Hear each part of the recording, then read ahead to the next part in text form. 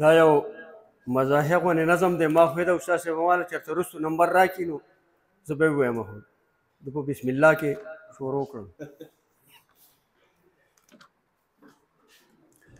ډېر دې زما وروڼه چې سبق له سکول ته ځي، هسې زه راځې زده یې نه کړه انګریزي، هسې زه راځې زده یې نه کړه انګریزي. ډېر دې زما وروڼه چې سبق له سکول ته ځي، هسې زه راځې زده یې نه کړه انګریزي، هسې زه راځې زده یې نه کړه انګریزي.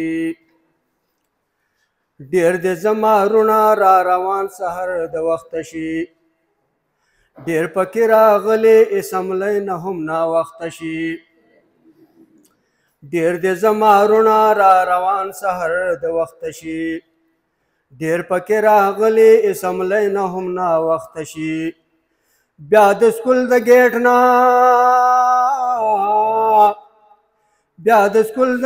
نه واپس تختې کور ته ځي، هسې زه راځې زده یې نه کړه انګریزي، هسې زه راځې زده یې نه کړه انګریزي. څه پکې واپس شي او څه پاتې شي په لاره کې، څه پکې واپس شي او څه پاتې شي په لاره کې. څوک پکې د ځان سره یو بل کس هم بېکاره کي، څوک پکې د ځان سره یو بل کس هم بېکاره کي. څوک چې چوټي واخلي، څوک چې چوټي واخلي بل د ځان سره بوځي، هسې زه راځې زده یې نه کړه انګریزي.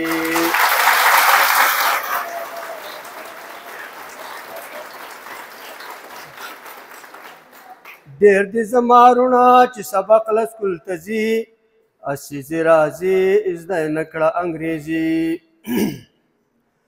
کینې چې پرچې ته بیا په بیرته بیرته ګوري، کینې چې پرچې ته بیا په بیرته بیرته ګوري. کال به پکې تېر شي که کاپي او کتاب ګوري، کال به پکې تېر شي که کاپي او کتاب ګوري. نو په وخت د امتحان کې، په وخت د امتحان کې پې نری خوله راځي، هسې زه راځې زده یې نه کړه انګریزي. په وخت د امتحان کې پې نری خوله راځي، هسې زه راځې زده یې نه کړه انګریزي. ګورې چې هر یو ته غټې زلفې یې پرېښودې دي، ګورې چې هر یو ته غټې زلفې یې پرېښودې دي. چا د وسکټ جیب کې سره کپړې ځان ته ایښودې دي، چا د وسکټ جیب کې سرې کپړې ځان ته ایښودې دي. غټ غټ پرتګونه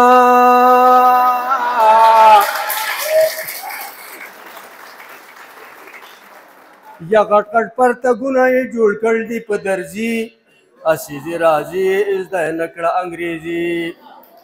نو ډېر دې زما وروڼه چې سبق له سکول ته ځي، هسې زه راځې زده یې نه کړه انګریزي. هسې په کرکټ او په فیسبوک باندې ټایم پاس کوي، هسې په کرکټ او په فیسبوک باندې ټایم پاس کوي.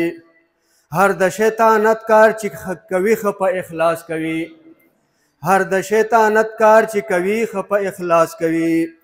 خپل د نوم سره نو خپل د نوم سره ځان ته لیکي بیا یوسفزي، هسې زه راځې زده یې نه کړه انګریزي.